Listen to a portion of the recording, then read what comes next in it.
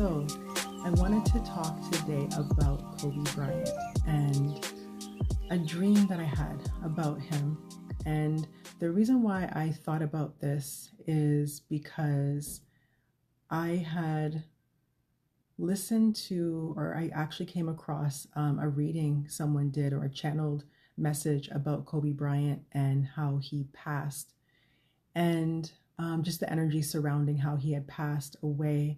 And the reason why, again, I wanted to make this video is because I had, during that time, I was just coming into, just being introduced to my spiritual gifts, and I had a very prophetic vision that came to me about how he passed away when the tragic accident had actually occurred. So the visions that I had actually ended up being what they said in the news was the way that they had found the scene, and how they basically described what likely took place, based on their forensics, and what they had done was exactly the image that I had gotten when I found out that he passed away.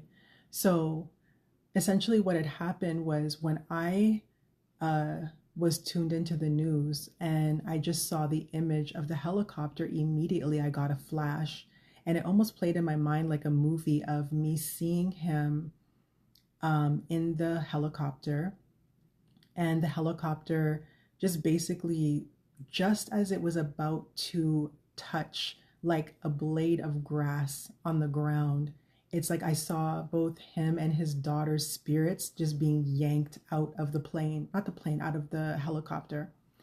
And it was just very strange to me because I've never had that type of vision before. And there was a little bit more that came along with it, which I'll describe, but I wanted to really understand if what I was seeing, because it's kind of like, imagine like you're watching television, all of a sudden it's like something just flashes in your mind and you're getting this kind of reel of a scene playing like a movie. And that's what happened to me. It never happened to me before. So there was someone that I watched on YouTube that goes by Wisdom and Light, and she had done a reading on his passing. And potentially, I think, because she might have done two readings, I can't quite recall, or I think she had waited a little while for the reading. It might have been two separate ones, but anyway, the point is that when she was describing what she had seen, she basically said the same thing, that their spirits left their bodies before the impact of the crash. So the video that I come across recently on YouTube, the channel goes by Intuitive 144. Unfortunately, I don't know her name, but she had done a reading on Kobe Bryant about a year ago. And she had said similar, she had given a similar description where she had said, just as quickly as there was impact, as quickly as his and his daughter's souls left their body. So it seems like everyone who was basically able to tap into that energy, myself not deliberately, but I guess the other people who had tapped in, from what I had viewed, it was a deliberate action. So they had picked up on the same information.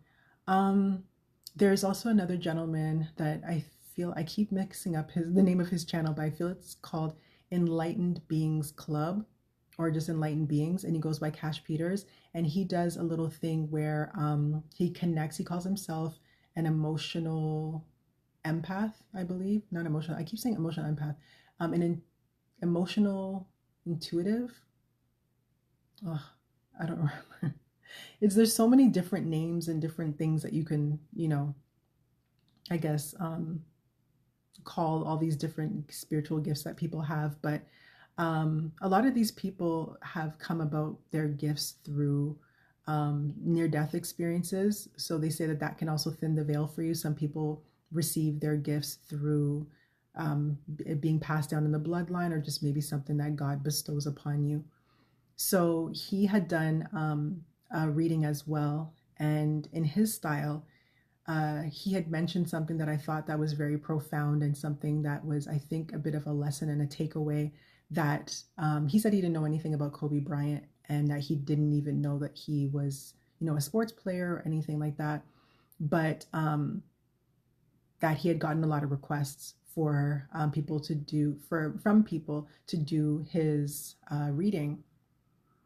And he said that something very interesting, because when you talk about the afterlife, a lot of things that are brought up in different cultures and religions and beliefs are that when you pass away, you don't directly go to one place or another, like a good place or a bad place, up or down, that there is kind of like a in-between period, like a waiting room kind of period.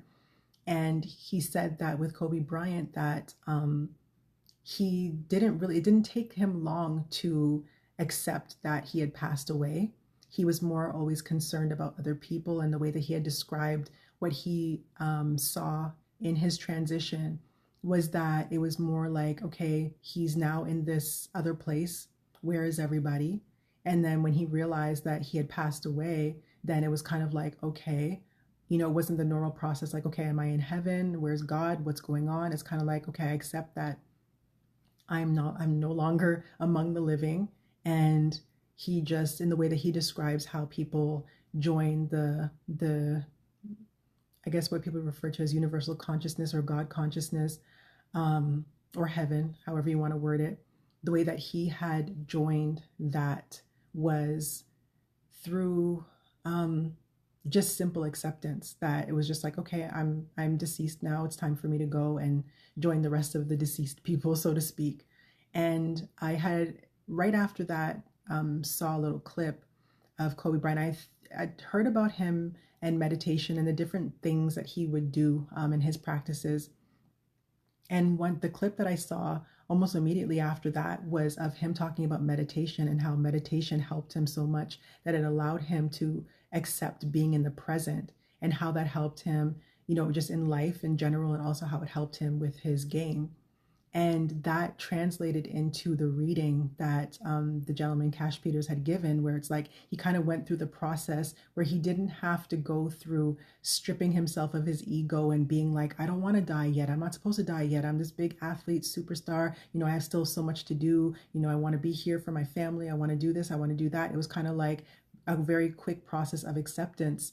And I could go a little bit further, because I'm thinking about some other people that he had mentioned, like people who were lived a very spiritual life when they were on earth in their incarnation, and that some of them, took a little bit of time to accept that what their beliefs were about what the afterlife was not really what it was. And some were, a little bit more advanced, like he did one on Jesus, where it was just like Jesus did, there was no like in between periods, kind of like after he passed away, it's just like immediate ascension, which for him was validation that Jesus was actually, had a purpose that was different than us, and that had a what's the word that I want to use? That he was, we could say, the Son of God, because that's what I believe, but just essentially to say that he was truly part of the Spirit, and that he just ascended that rapidly.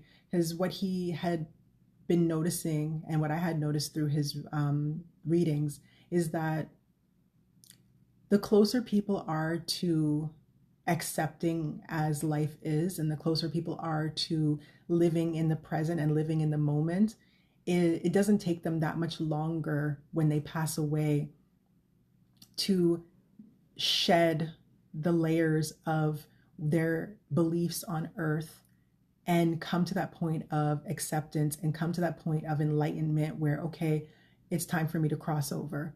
So yeah, it was just very interesting that it seems like everyone was kind of getting similar kind of messages about him.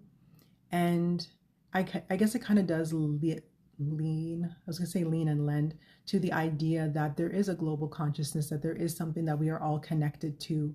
And it's something that I feel like after we pass, we rejoin. So whether you want to call it heaven, whether you want to call it just, a state of existence that is another realm, another dimension, another place that we know better, our higher selves, as they call it, we're just inhabiting this vessel, this flesh, this physical body temporarily. And just in order to have an experience to, again, elevate and shed those levels.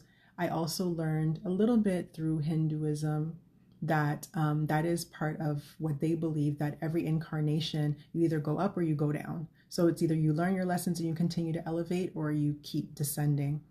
I think I'm going to do another video with a little bit more like just going a little bit more in depth as to the dream that I had, and just really kind of, I wouldn't say full circle moment, but it has a lot to do with my desire for advocacy in certain areas of life, and how Kobe Bryant kind of played a part in that, and then more about the dream that I had about him, and that he visited me and he gave me a letter, and he wanted me to deliver a message to Shaquille O'Neil, which is really interesting. But yeah, we'll touch on that in another video. And yeah, so stay tuned for that if you're interested.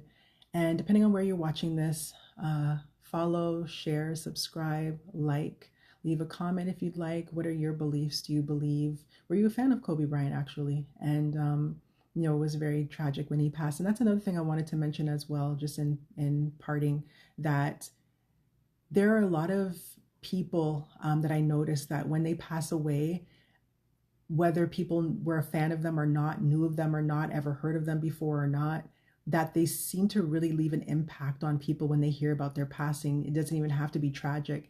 And that lets me know that they might have served, or they might, our higher selves, our higher level of consciousness, our spiritual selves must be connected in some sort of way to know that, for lack of better words, we'll say that they have a certain maybe ranking in the spiritual realm that we might not be aware of consciously while we're here, but our spiritual selves, our higher selves, are aware of it, and that could be what draws us to them.